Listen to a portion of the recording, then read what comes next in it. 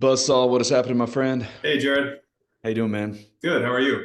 Good. You finally got your nose up from reading this one big beautiful bill and what the Yeah, House passed yesterday? yeah, starting to get my head wrapped around it a little bit. That's right. This is hot off the press, if that makes sense. What we want to do is we want to talk about this tax bill, right? And what we're going to do in here. I mean, we're try not to make this too lengthy of a video, first off, so you guys will hang on and watch through it. Um, but we don't want to get crazy, crazy detailed either here too, because this is the bill that passed the House. This could change, or not could change, it probably will change, right? When it gets in the Senate. So I thought what we could do just real quick, Buzzsaw, is let's just kind of explain to a degree like where this bill's at, and then, the Senate and how it all works. So just explain that just a tad about like, okay, it's passed the House, what's next? Yeah, so the House kind of went back and forth. They got squeaked through one vote to get it passed through the House, and now it heads to the Senate, where I already heard some things that they're going to be looking to tweak some things here and there. Not quite sure exactly what the final bill will look like, but right now that's where it's at. It's passed the House. It's on to the Senate for them to make their tweaks, and then it'll head back to the House for final approval. Yeah. And I think their goal to pass the House was Memorial Day, right? Mm. And so they achieved that goal, you're right, with a one vote margin. I think I maybe heard and hearing is what you see on the internet. They're trying to pass this whole thing by July 4th. Who knows if they get that done? The proof's in the pudding, but we'll kind of see what happens. So what we wanted to do is we've just got, you're going to see me staring down at a piece of paper again. This is hot off the press, so we don't have all this stuff memorized yet, but go through several of these topics, right? And I'll just caveat this at the beginning. Again, this is going to change, but there's all kinds of stuff in this bill. Is that fair to say, Buzzsaw? Yeah, yeah, it's very lengthy, very comprehensive. Very comprehensive. We are picking the pieces of the bill that we think specifically pertain to our clients, right? We're dental specific CPA, serve dental practice owners. So we're pulling out the pieces of the legislation that will directly affect them.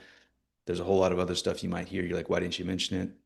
Well, have dive in. You can read the bill, but this is what pertains to you guys. So let's hit on the first one, Buzzsaw. SALT. This was the big thing that they were kind of debating at the end, right? To kind of get it finally past the House. Once you just explain maybe just high level SALT, what it is, what it stands for, and then kind of the change that's in this bill. Yeah, so SALT, it stands for state and local taxes. So this is all your state income taxes, local taxes, property taxes. Used to, you could deduct all of it. Then they capped it at 10,000 back in 2017, and that's where it currently stands today. Is you can only deduct up to $10,000 of those state and local taxes that you pay. So what this bill does is it raises that 10,000 up to 40,000. So now you can deduct up to $40,000 of those state and local taxes as an itemized deduction against your federal income. So it's something that'll help higher income earners, especially in highly taxed states. Yeah, 100%. Yeah, and then there is a income phase out too. So once your income hits above 500,000, the amount of those state and local taxes that you can deduct starts to decline. Yeah. So two big changes, and I guess we'll mention a third one here too, but two changes goes from 10K up to 40K.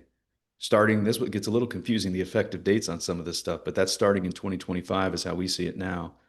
And then throwing in that income threshold as well on how that could phase back down to the 10K Right, right. over time. Okay. And they kind of throw a little curveball here at the end, right? Like workarounds, if you will, for the SALT limitation of 10,000 going back to 2017 was the PTE, the pass-through entity payments. Again, a lot going on here, but let's kind of hit on that buzzsaw. Like what are they changing here?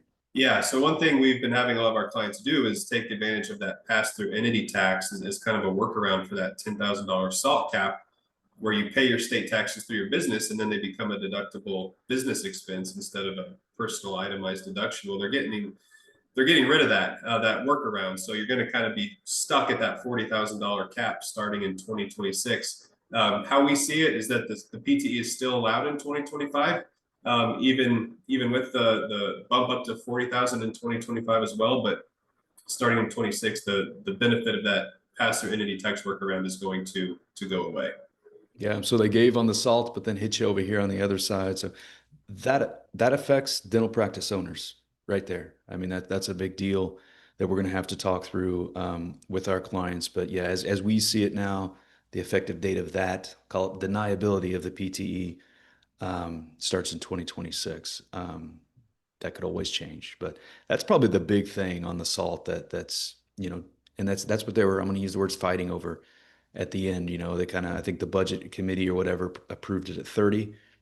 And then when it went, they bumped that up another 40 to kind of help those states, those high income states, fair to say. Yeah, yeah. Okay. So that's it on the salt side. Number two, if you will, I'm literally reading a deal that we've written out here. The 100%, let's just call it depreciation, but hit on the 100% bonus. We've had a lot of, going over the past several years, right? Conversations with our clients, bonus depreciation, extremely beneficial on treatment of that. Jump in, Buzzsaw, what changed there? Yeah, so they used to, when you bought equipment, you could take 100% bonus. A couple years ago, they had started to phase that down 80, 60, 40% this year.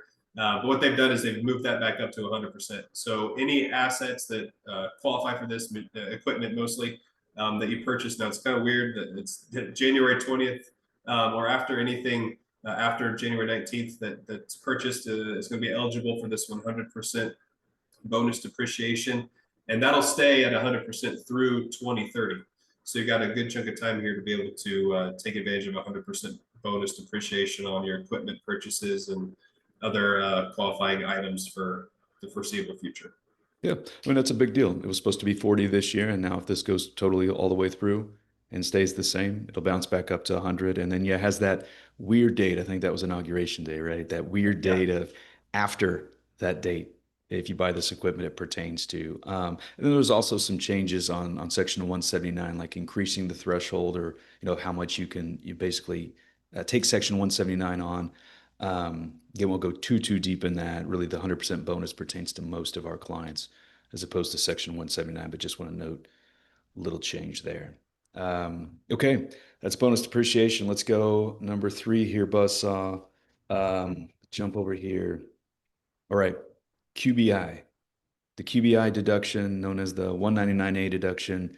I used to call it the 20% deduction. I might need to rename it now. So unwind fill us in on that. What's QBI doing? Yeah, so currently, business income that qualified, you would get a 20% deduction of that business income off of your federal taxable income. Now, for our dentist, you are considered a specified service trader business. So once you reached a certain income threshold, your ability to take that deduction went away. It phased out. So what they're doing now is they're raising that 20% deduction up to 23%. So they're giving you a little boost in that qualified business income deduction. But then they're also revising the thresholds and the phase out for SSTBs, those service trader businesses. So we believe this will help our clients in those higher tax brackets be able to take at least a little bit of a QBI deduction now, whereas in the past they maybe were unable to take any. Yeah. So it's a good thing, right? I mean, bumping that 20% up to 2023. Again, I think that 2023 is effective in 2026. Basically increasing how that threshold works, right? I think is a big deal. It seems like they're trying to get more people to be able to qualify for that QBI. Yep. Not as strict. Perfect. Okay, let's dive into the next one here. A lot of our clients, this kind of pertains to, and let's call it the R&D credit. I'll just let you unpack that, man. It can get a little confusing, but stay high level. Like what big changes are proposed here? Yeah. So if you've been doing the R&D credit for a while, you remember the days when you could expense 100% of your research and development costs and then get that R&D credit on the side. Then the past couple of years, as the provisions sunsetted, we had to amortize all those research and development costs over 5 years. That really was detrimental, and it was a big tax hit not being able to take all those deductions up front. What they're doing is they're bringing the 100% deductibility back. So for years 2025 to 2029, all those R&D expenses are 100% deductible to go along with the R&D credit. But again, it is temporary, it looks like. So back, in 2030, unless this is, extended, you'll have to start amortizing those again in 2030. Yeah. It's confusing, but big timing difference regarding amortization and how it affect R&D clients, tax credit clients that took that credit. But you're right, this doesn't go back like retroactive and fix that little gap period where the temporary expensing went away. This is basically for 2025, moving forward all the way to 2029. And then if this bill goes through as is, you're going to see me say that a lot. it reverts back in 2030, just like it reverted back. I'm going to say the previous time out of the Tax Cut and Jobs Act. So big deal there. I mean, that's a big deal for R&D tax Yeah. credit clients for sure. Okay, let's dive in a little bit here, Buzzsaw. So a lot of these things that we'll kind of go over briefly are just extensions of some of the things that happen in the Tax Cut and Jobs Act, right? So maybe dive into that a little bit, just on kind of the rates and some of those things that are extended in this bill. Yeah. So a lot of those tax cuts back in 2017 were just temporary, right? And they were expiring this year. And so what this bill does is it makes a lot of those permanent. So the first one being the tax rates, that top tax rate stays at 37%. It's not going to go back up to 39.6%. It's going to stay at 37% permanently. Some other things that have been made permanent, the amount of your standard deduction has been made permanent. It kind of doubled back in 2017, and they're making that permanent. And then there's even a temporary increase to that standard deduction for years 25 through 28, where you'll get an extra $2,000 if you're filing jointly with your spouse. So about 32,000 is your standard deduction in 2025. They're also making the child tax credit at $2,000 permanent, and then there's a temporary increase on that one as well, up to 2,500 for years 25 through 28. So that's something that if you have children, and it does phase out, there's an income phase out on that. But if you qualify, you'll get a little bit of a boost for 25 through 28.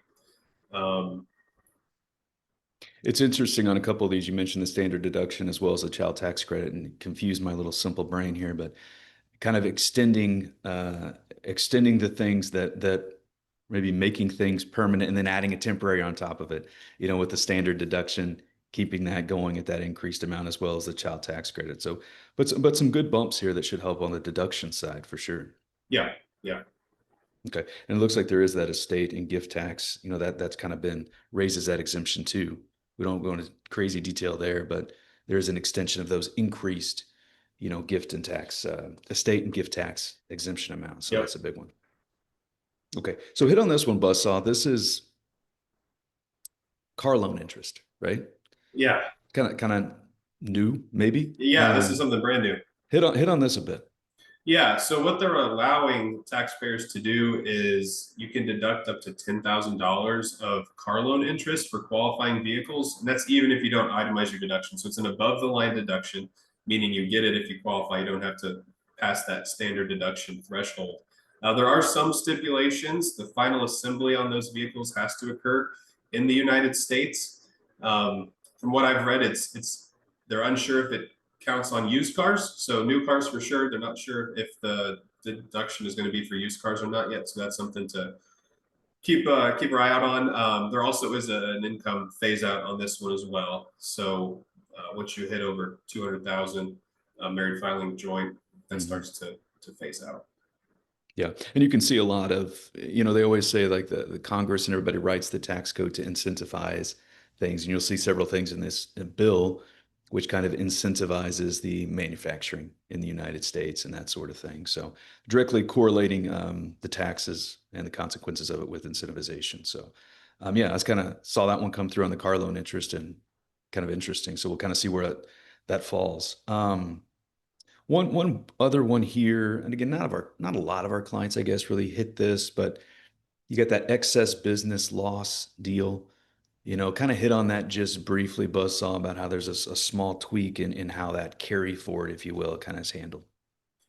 Yeah, so if you had excess business losses, how that is generated is you can only take losses against business income up to a certain point, and then it kind of carries over. And when it would carry over, it would change into a net operating loss, which you could take pretty easily in future years against any forms of income. But what they're doing is they're not allowing you to kind of reclassify it as an NOL anymore. It's going to stay as an excess business loss, only deductible against future business income. So you can't take those losses against future investment income in future years like you used to be able to. Yeah, yeah. So a little change there. If you're a taxpayer out there that's got a lot of depreciation and stuff from businesses that are offsetting non-business income, and that's a strategy that's common. I say common, but carried over year, this would definitely pertain on how that works. And I'm not going to go into crazy detail on this one, Buzzsaw, but some changes there on the ERTC, that employer retention tax credit. Really just like extending some audit windows, retroactive enforcement, and then about kind of blocking some new ERC claims. So I don't know if you want to go into that a little bit. It might be going down a rabbit's hole there a little bit, but just high level. That's kind of what Yeah, we're seeing. yeah. The main thing, they're allowing ERC claims to be audited up to 6 years instead of the standard 3 years. So just kind of keep that in mind if you had an ERC claim. And then they did kind of stop that as of January 31st, 2024. So you had to get your claim in before then to to get credit for it and to get Yep. it kind of processed. Anything after that, they're slamming the door shut. Yeah. And then there are changes to HSAs that are out there. I believe there's changes to 529 plans. Again, there's a lot in this bill that gets very detailed in there. We really just want to pull out the bigger things, if you will. Again, once the whole thing's passed, cross our fingers, let's see if something gets across the finish line this year, then we'll have everything here, right? Or we'll bring out all the gold nuggets on what needs to directly pertain to you guys.